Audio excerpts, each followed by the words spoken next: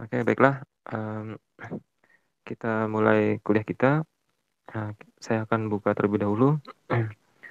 Assalamualaikum warahmatullahi wabarakatuh. Selamat pagi dan salam sejahtera untuk kita semua.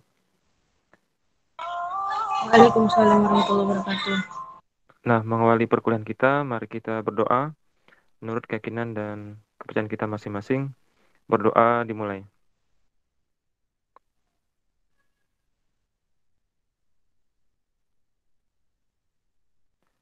Berdoa selesai.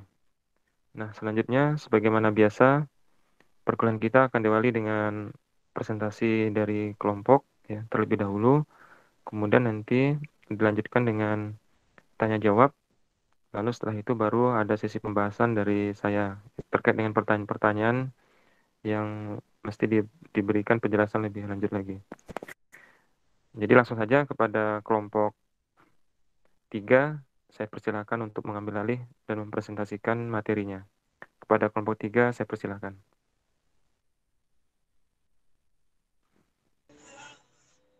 Maaf Pak, itu saya mau itu dulu Pak, ya mau nampilkan itunya. Iya, enggak apa-apa, dipersiapkan saja. Ya Pak.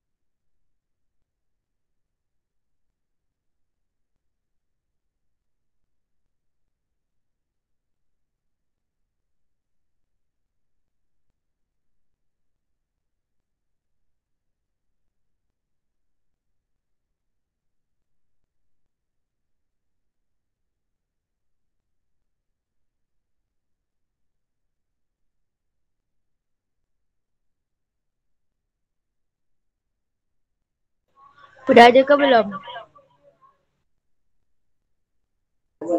Udah.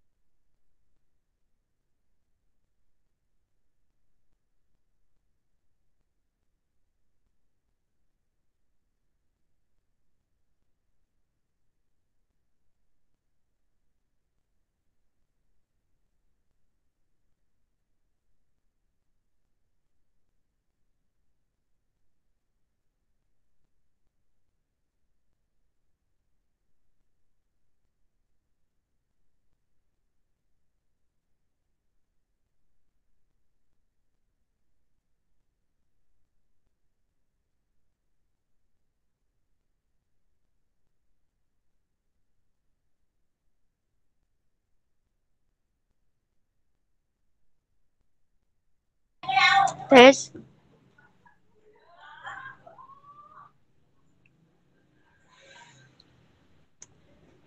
Assalamualaikum warahmatullahi wabarakatuh. Tes masuk enggak? Waalaikumsalam, Tan. Masuk, Tan.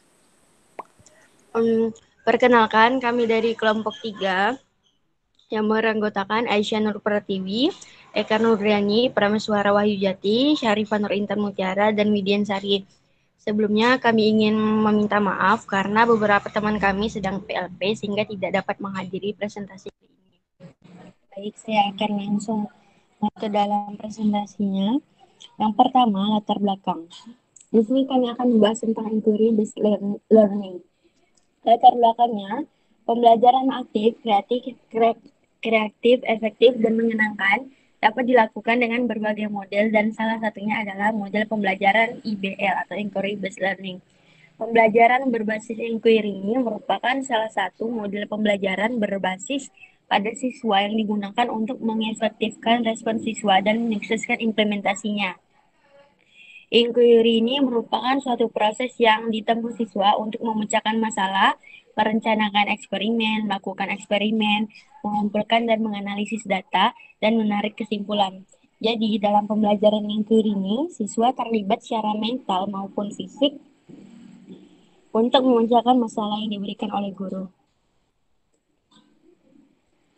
Kemudian definisinya, menurut Karin Anderson dalam Ahmadi tahun 2005 halaman 108, metode inquiry ini didefinisikan sebagai suatu rangkaian kegiatan belajar yang melibatkan secara maksimal seluruh kemampuan siswa untuk mencari dan menyelidiki masalah secara sistematis, kritis, logis, dan analisis, sehingga mereka dapat merumuskan sendiri penemuan mereka dengan rasa percaya diri.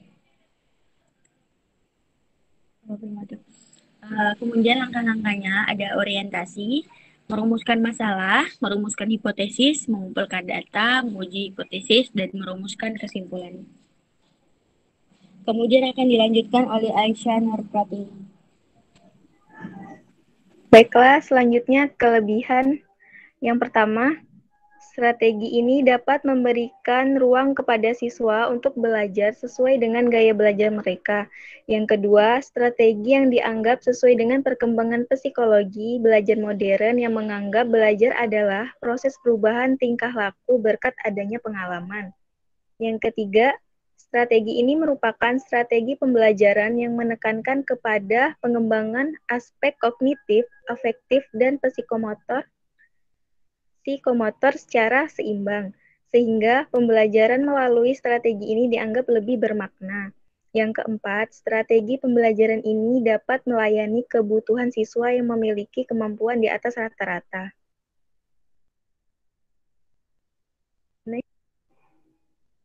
Untuk kekurangannya, yang pertama, sulit mengontrol kegiatan dan keberhasilan siswa. Yang kedua, sulit dalam merencanakan pembelajaran karena terbentur dengan kebiasaan siswa dalam belajar. Yang ketiga, untuk mengimplementasikan memerlukan waktu yang panjang.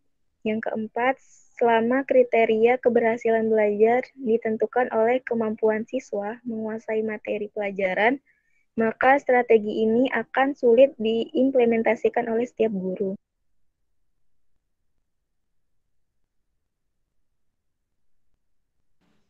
Baiklah, sekian presentasi dari kami. Bagi teman-teman yang ingin bertanya, dipersilakan.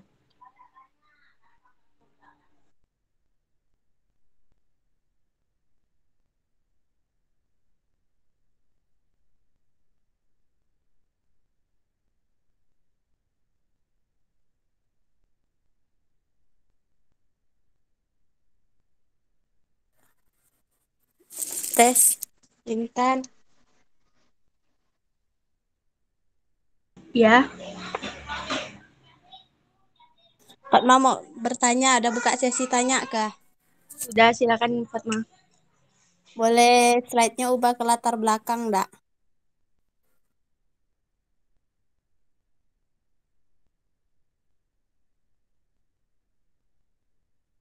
Oke, bismillahirrahmanirrahim. Assalamualaikum warahmatullahi wabarakatuh. Perkenalkan, saya Fatmawati dari kelompok 1.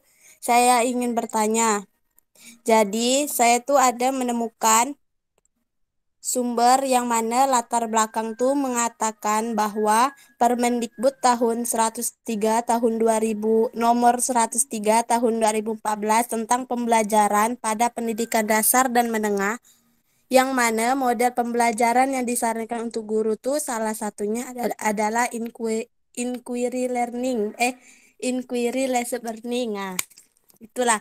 Nah, yang Fatma ingin tanyakan di sini ini, ngapa IBL ini merupakan salah satu pembelajaran yang disarankan, sedangkan masih banyak pembelajaran yang lainnya gitu. Baik, terima kasih kepada Fatmawati yang telah memberikan pertanyaannya. Mau langsung jawab atau ditampung dulu ya? Sebelumnya, apakah ada yang ingin bertanya lagi? Kalau tidak ada, katakan tidak ada ya. Intan. Jenny kah? Ya, Iya, Bu. Silakan Jenny. boleh dibuka di kekurangan enggak? Oke. Izin ya mau nanya di kekurangan. Perkenalkan, saya Jenny Pratiwi dari kelompok 1. Mau izin bertanya di bagian poin kekurangan poin kedua. Sulit dalam merencanakan pembelajaran oleh karena terbentur dengan kebiasaan siswa dalam belajar. Nah, yang ingin saya tanyakan, terbentur dengan kebiasaan siswa dalam belajar. Kebiasaan siswa yang bagaimana yang menghambat pembelajaran inquiry ini. Terima kasih. Baik, terima kasih kepada Jenny. Apakah ada yang ingin bertanya lagi? Saya mau bertanya. Silakan kepada Divya. Baiklah, terima kasih atas kesempatannya. Saya Divya Pratiwi ingin bertanya tentang kekurangan juga yang poin keempat. Kan dia bilang tuh strategi ini akan sulit diimplementasikan oleh setiap guru. Nah, tapi tuh ada nggak sih kayak kiat-kiat dari kalian tersendiri kalau misalnya mau menerapkan strategi itu gimana caranya supaya dia tuh berhasil gitu? Itu aja sih, terima kasih. Baik, terima kasih kepada Divya. Untuk sesi pertanyaan pertama, kami tutup terlebih dahulu karena sudah ada 3 pertanyaan yang telah kami tampung. Di sini saya akan menjawab pertanyaan dari Fatmawati.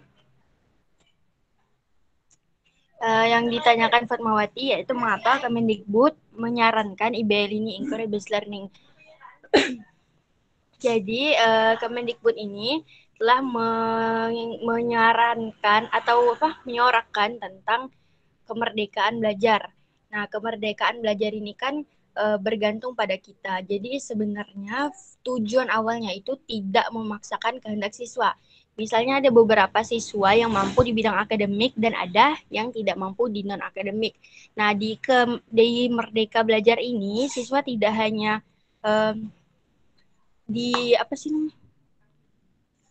tidak hanya dinilai dinilai dari satu kemampuannya saja kayak gitu. Seperti beberapa pandangan di Indonesia misalnya ada anak yang pintar matematika, dia akan dianggap pintar. Padahal kepintaran orang tuh kan berbeda-beda ya. Misalnya ada orang yang bisanya seni, orang yang pintar matematika itu tidak pintar di seni. Nah,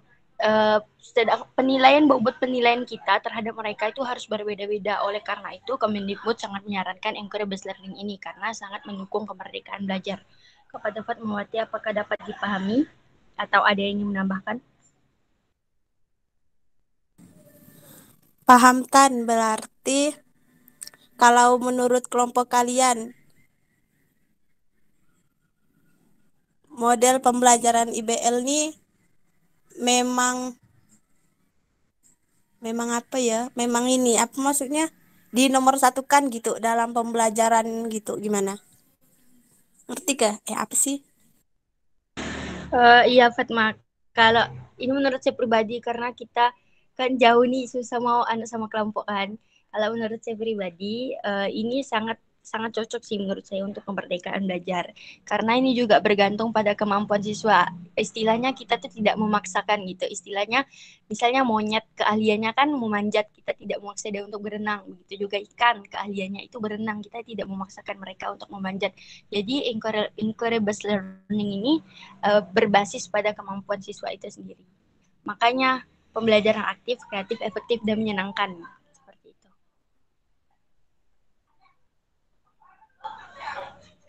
Oke, makasih Intan, makasih. Terima kasih Fatma.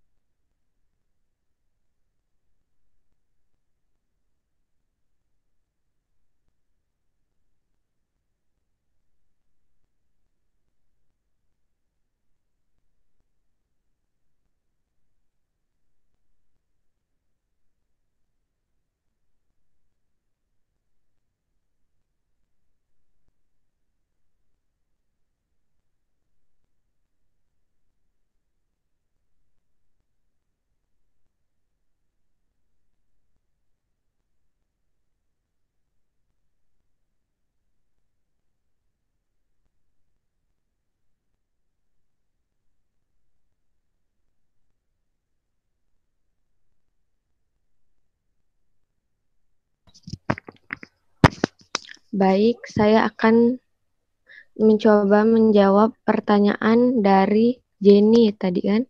Yang pertanyaannya tuh tentang kekurangan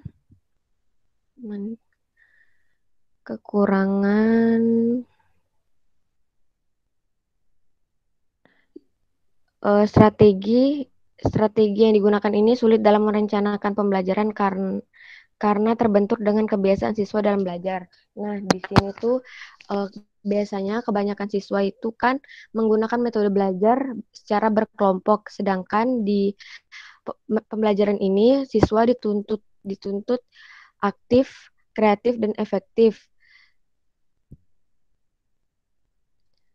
Eh, Metode ini Metode ini tuh melibatkan secara maksimal seluruh kemampuan siswa untuk mencari dan menyelidiki masalah secara sistematis, kritis, logis, dan analisis sehingga mereka tuh merumuskan sendiri penemuan mereka secara mandiri, tidak dibantu oleh guru, sedangkan guru tuh hanya memberi petunjuk kepada siswanya. Seperti itu, Jenny. Apakah kurang jelas? Intinya jadi kebiasaan siswa dalam belajar itu kebiasaan belajar secara berkelompok gitu Kak. Iya, ya seperti itu. Maksud berkelompok nih seperti ini. Biasanya tuh siswa tuh guru berkelompok tuh interaksinya tuh kayak guru tuh memberikan kayak apa ya? Jadi guru memberikan materi secara kayak biasa kita diajar tuh. Tapi kalau di sini tuh siswa yang dituntut untuk cari apa yang mau kita pelajari. Paham ya maksudnya? Oh, paham. Jadi Jadi itu maksudnya siswa harus aktif, di sini ini siswa yang aktif, bukan gurunya aktif. Kayak di kurikulum 2013. Jadi siswa tuh yang aktif, emang aktif semuanya secara kasih menganalisisnya, menganalisis materinya, apa segala macam. Oke, makasih Rara. Ya, sama-sama. Maaf kalau kurang jelas masih. Iya, udah jelas dah. Oke, makasih. Baiklah, saya akan menjawab pertanyaan dari Divya.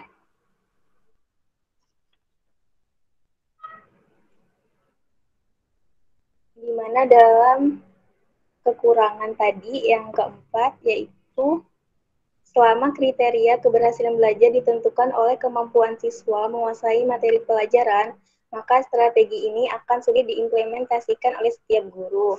Nah, gimana sih supaya berhasil guru itu mengimplementasikannya? Di sini guru bisa memotivator, memberi rangsangan supaya siswa tuh aktif dan berpikir. Dan guru juga bisa sebagai fasilitator yang menunjukkan jalan keluar jika ada hambatan dalam proses berpikir siswa. Guru juga bisa menjadi sebagai pengarah yang memimpin arus kegiatan berpikir siswa pada tujuan yang diharapkan. Guru juga bisa memberikan reward yang memberikan penghargaan pada prestasi yang dicapai dalam rangka untuk meningkatkan semangat pada siswa. Dan guru juga dapat melakukan peranannya tuh secara efektif, seperti pengenalan kemampuan siswa sangat diberlakukan. Pertama, cara berpikirnya, cara mereka menanggapi, dan sebagainya.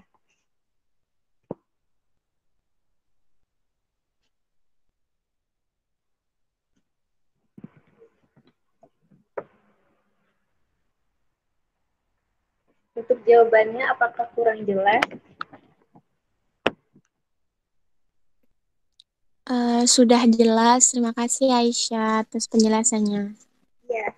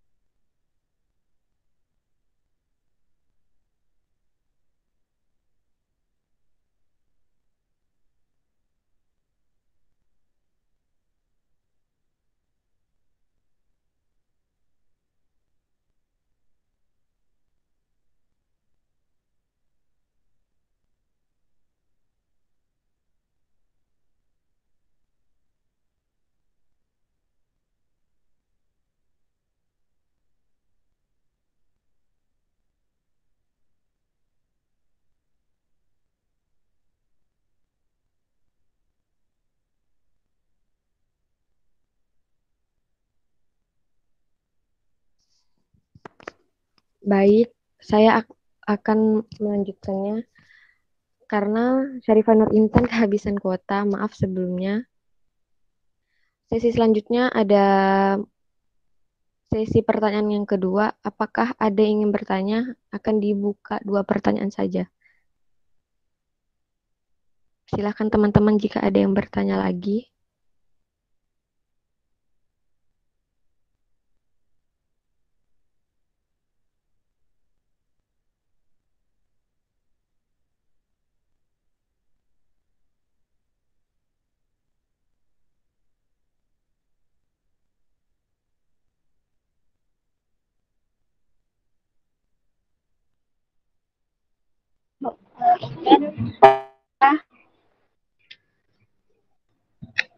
Iya, silahkan.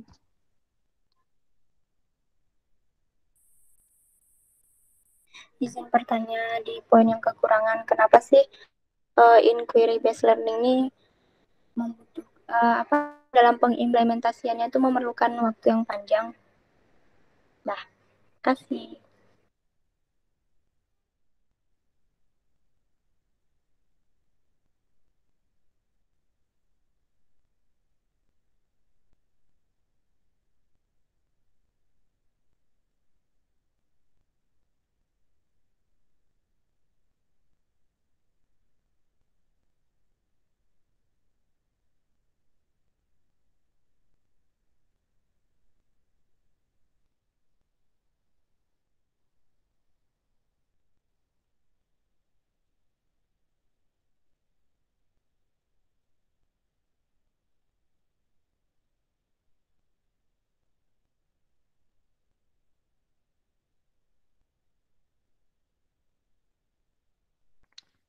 Apakah ada yang ingin bertanya lagi dari teman-teman? Sebelumnya, maaf, bisa teman-teman yang bertanya tadi untuk pertanyaannya ditulis di kolom komentar. Terima kasih.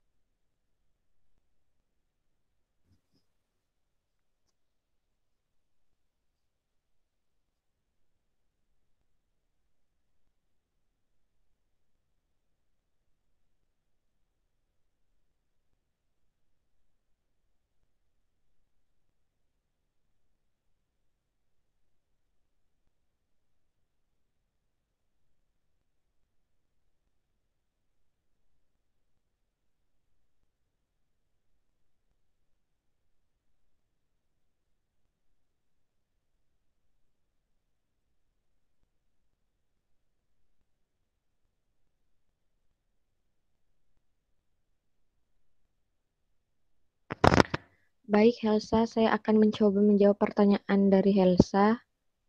Yang pertanyaannya adalah, mengapa inquiry based learning ini membutuhkan waktu yang lama untuk diimplementasikan? Seperti yang sebelumnya saya jawab pertanyaan dari Jenny, inquiry based learning ini kan menuntut siswanya aktif, kreatif, dan berpikir kritis. Yang mana sebelumnya siswa itu biasanya guru yang memberikan semuanya, dari segala materi, guru akan menjelaskan, bukan siswa yang malah mencari jawabannya kan. Mengapa di pembelajaran ini siswa akan memakan banyak waktu kan? Jadi inquiry based learning ini sebuah teknik mengajar di mana guru melibatkan siswa dalam proses belajarnya melalui penggunaan cara bertanya, aktivitas memecahkan ada masalah dan berpikir kritis.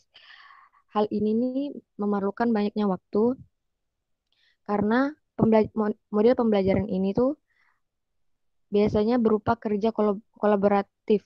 Jadi mereka menjawab pertanyaan atau permasalahan yang diberikan dan nantinya permasalahan dan permasalahan atau pertanyaan tersebut untuk menemukan jawabannya. Jadi di inquiry based learning ini, guru tuh harus menyiapkan pertanyaan, nanti siswa akan mengembangkan sendiri pikirannya. Disitulah maksudnya pengimplementasiannya tuh diperlukan cukup lama, karena siswa tuh perlu waktu untuk memecahkan masalah yang dibutuhkan, sehingga siswa kan dituntut untuk berpikir kritis tuh. Nah, di situ waktu yang cukup sulit untuk siswa dituntut untuk berpikir kritis. Dan siswa tuh harus mengembangkan pikirannya sendiri. Sampai hingga nanti siswa tuh diberi kesempatan untuk mengukur kemajuan belajarnya sendiri.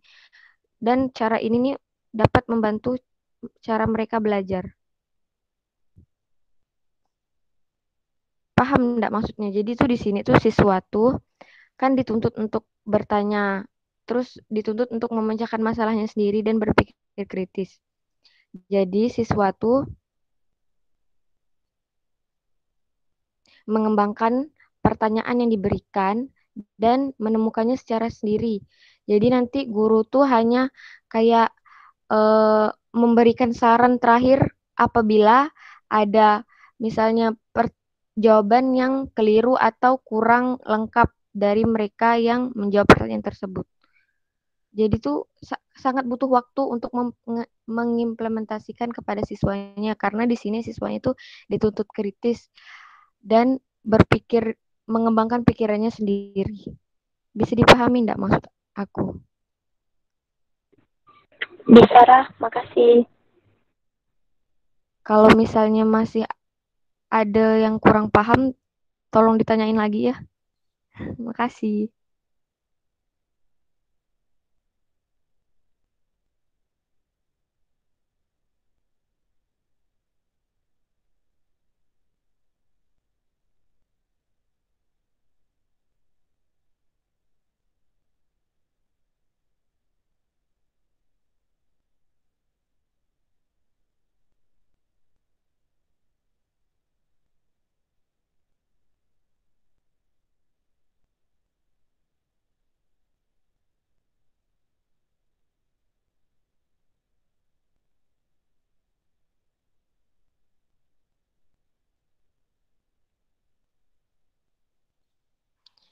Baik, apakah tidak ada yang ingin bertanya lagi?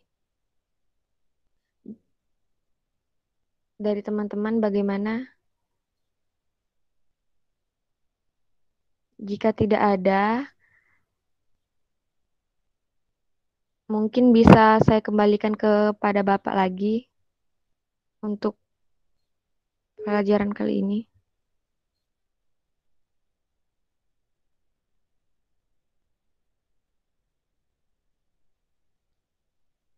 Baik, sepertinya tidak ada lagi. Saya akan tutup presentasi dari kelompok 3 hari ini. Apabila ada kekurangan dan masih ada kurang paham, bisa ditanyakan lagi kepada kelompok kami atau nanti ketika Bapak menjelaskan kembali. Terima kasih teman-teman. Saya tutup. Wassalamualaikum warahmatullahi wabarakatuh.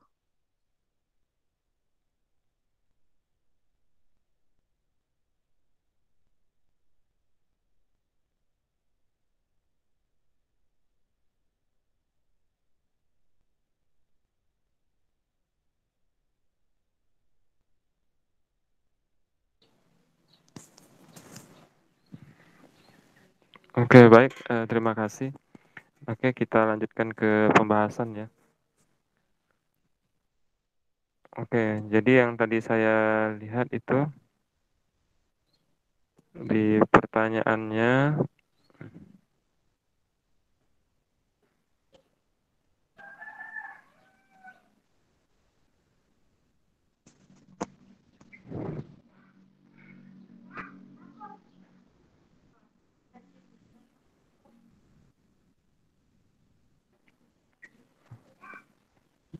nah yang bisa saya jelaskan terlebih dahulu adalah tentang ini ya, pertanyaan dari Helsa ini.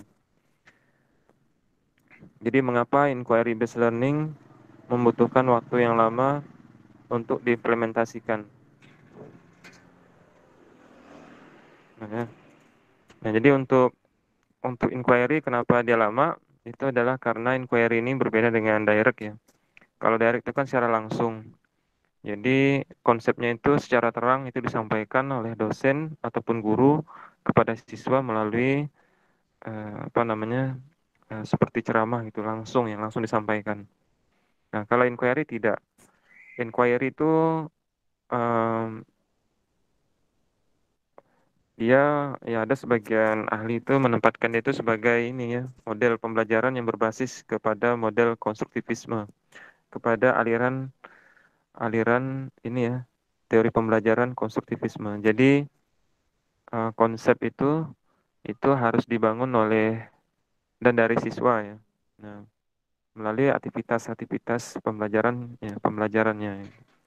Nah, jadi beda dengan direct. Kalau direct instruction itu guru langsung menyampaikan. Jadi kalau konsepnya memang adalah A, maka sampaikan A adalah bla bla bla bla. Nah, tapi kalau misalkan di inquiry itu tidak. Kalau inquiry maka dia tidak secara langsung disampaikan. Jadi bisa dikemas melalui aktivitas, bisa seperti praktikum, ya, atau mengerjakan tugas dan seterusnya.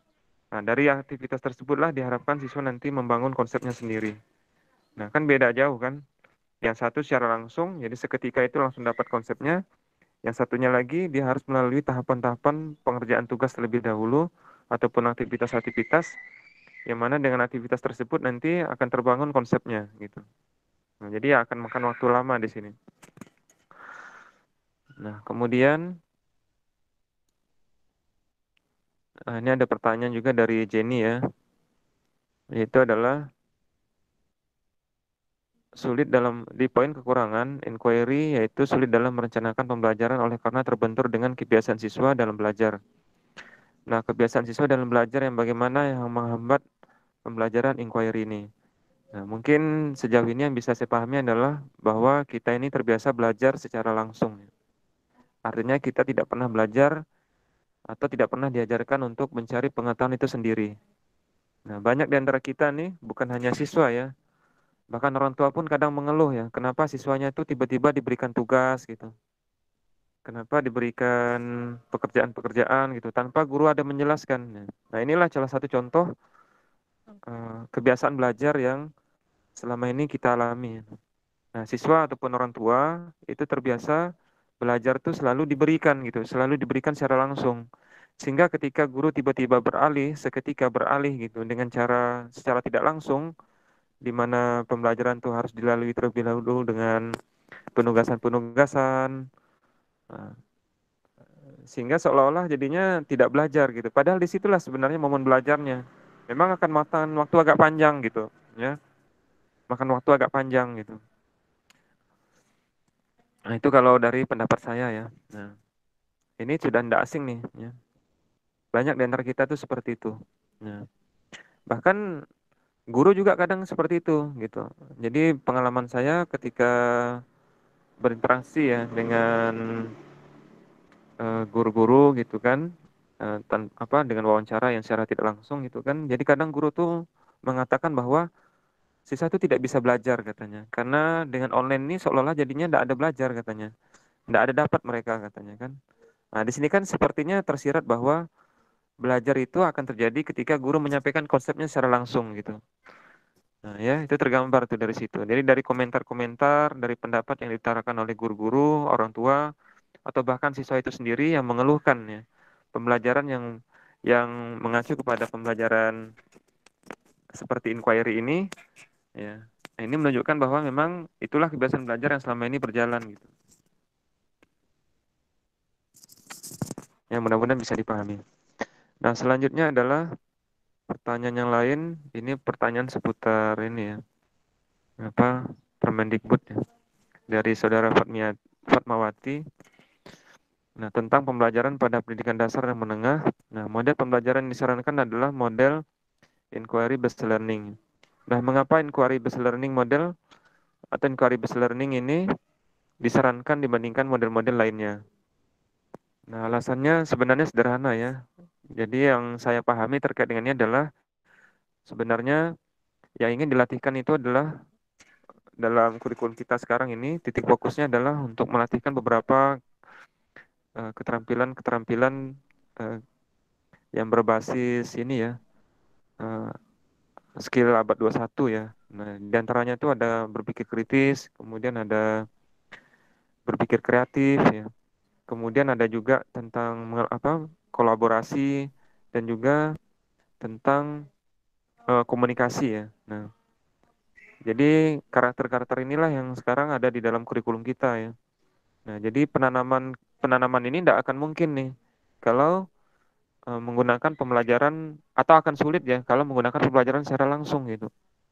Nah, yang paling mungkin untuk mengangkat ya keterampilan creative thinking ataupun keterampilan berpikir kritis ataupun berpikir kreatif atau keterampilan berkolaborasi dan berkomunikasi itu adalah ketika kita menerapkan pembelajaran yang secara tidak langsung. Nah, salah satunya adalah dengan inquiry ini gitu. Nah, dengan inquiry otomatis nanti begitu dihadapkan dengan persoalan dan sebelumnya belum pernah disampaikan secara langsung oleh guru konsepnya, maka dengan demikian akan berpikir siswa tersebut gitu. Siswa akan berlatih untuk berpikir dan berupaya untuk menemukan jawabannya. Nah, tentu saja nanti dibimbing oleh guru ya. Nah, apakah temuan-temuan yang sudah mereka dapatkan dari pembelajaran itu adalah konsep yang memang diharapkan untuk dikuasai oleh siswa. Nah, nanti ada proses yang namanya koreksi dan juga feedback dari guru. Itu ya, jadi alasannya mengapa IBL ini disarankan. Jadi sepengetahuan saya itu adalah karena sekarang kita sedang mengacu kepada skill-skill abad 21 yang memang harus dikuasai oleh siswa-siswa supaya bisa survive di abad 21 ini. Nah, 4 skill tersebut diantaranya adalah creative thinking, atau kemudian critical thinking, berpikir kritis ya. Kemudian ada kolaborasi dan juga komunikasi. Ya. Dan itu tidak akan mungkin atau sulit bila pembelajaran yang diterapkan itu berbasis model pembelajaran secara langsung. Nah, mungkin itu alasannya. Kemudian berikutnya adalah pertanyaan dari Divya Indah Pratiwi ya. Nah, bagaimana peran guru agar pelaksanaan pembelajaran ini berjalan lancar dan berhasil? Ya, pertama harus dibiasakan dulu ya. Jadi harus ada pembiasaan. Nah, kemudian harus dipahami juga, memberikan pemahaman kepada siswa, orang tua, atau bahkan rekan guru di sekitar kita juga, bahwa yang paling penting itu adalah keterampilan untuk belajar ya. Nah, keterampilan untuk belajar. Dan tentu saja dengan mengikuti tren saat ini ya. Jadi tren sekarang ini adalah tren abad 21, yaitu yang harus diangkat adalah keterampilan berpikir kritis, berpikir kreatif, berkolaborasi, dan juga berkomunikasi secara baik ya. Nah, itu yang harus ditanamkan. Nah, begitu pemahaman ini sudah sampai kepada setiap unsur-unsur pendidikan, nah, maka tentu saja ini akan bisa berjalan dengan baik. Ya, kalau siswa menyadari bahwa yang paling penting itu adalah keterampilan berpikirnya gitu. Nah, maka dia tidak akan merasakan ini sebagai beban gitu. Maka dia akan menjadikannya sebagai tantangan untuk bisa melatih keterampilannya dalam merumuskan ataupun mendapatkan jawaban, yang merumuskan konsepnya, mendapatkan konsep, yang membangun pengetahuannya gitu. Ya. Oke ya, mudah-mudahan kedepannya nanti akan terlatih nih keterampilan belajarnya. Karena yang paling penting itu adalah keterampilan belajar ya. Ya, apapun nanti apa, walaupun nanti ya, ya bisa jadi kan di antara kita mungkin tidak semuanya nanti akan menjadi guru ya. Bisa jadi kita nanti bekerja di bidang-bidang yang memang jauh dari kependidikan gitu.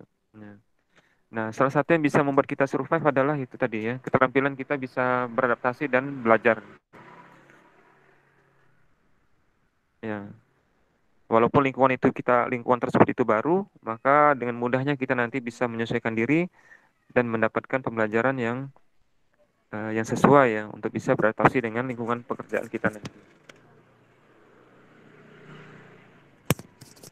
Oke ya, saya rasa itu sudah semua pertanyaan yang sudah dituliskan di sini. Apakah masih ada lagi yang ingin ditanyakan? Saya persilakan kepada yang ada di sini.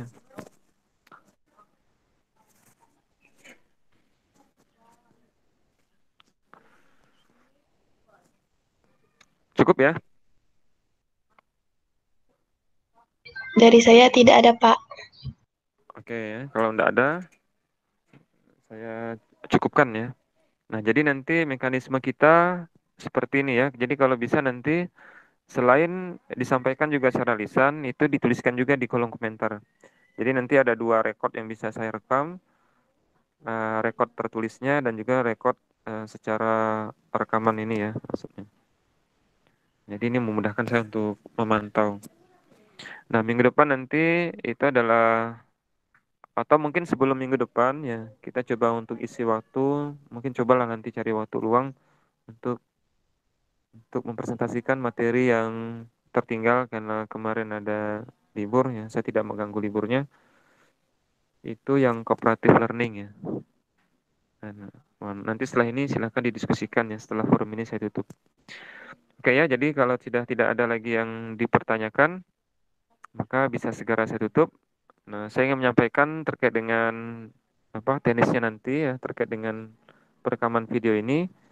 Nah, itu nanti tolong dicatatkan kembali bagi kawan-kawan ya yang sudah bertanya di komentar YouTube-nya nanti setelah saya upload videonya, supaya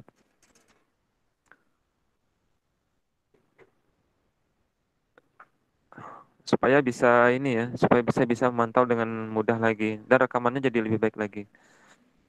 Oke, kita tutup perkuliahan kita. Assalamualaikum warahmatullahi wabarakatuh. Selamat siang semuanya.